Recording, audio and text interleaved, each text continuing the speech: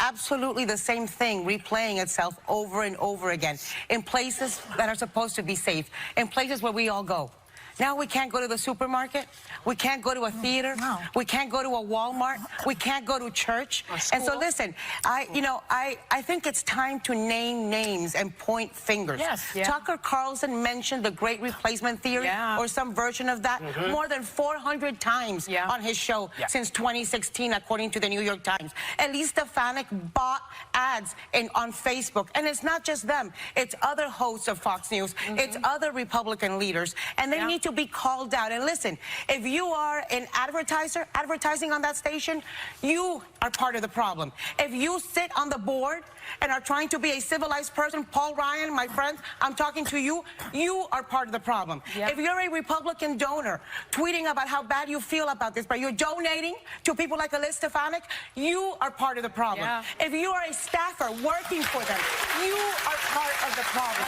If you are voting for them, you are part of the problem. So I'll tell you what great replacement theory should be. We should replace all these people peddling hate and making financial and political gain from spreading racism. We should replace them with people who hold up American values.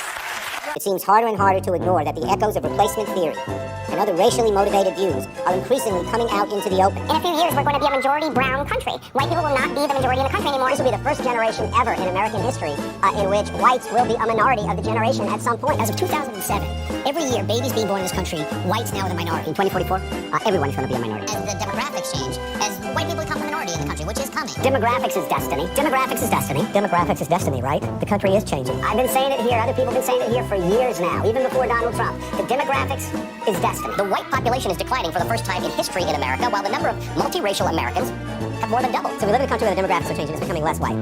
Correct. Okay, you'll be announcing that we're calling the 38 electoral votes of Texas for the Democratic nominee for president. It's changing. It's going to become a purple state and then a blue state because of demographics, because of the population growth. The growth in Texas has been almost entirely driven by non-white population growth, mostly by Hispanic and Latino population growth. The idea that whites will not be the majority, I mean, it's an exciting transformation of the country. It's an exciting evolution and progress of our country in many different ways. The white population is becoming. It was always on the upswing. So that speaks to the beautiful diversity of America.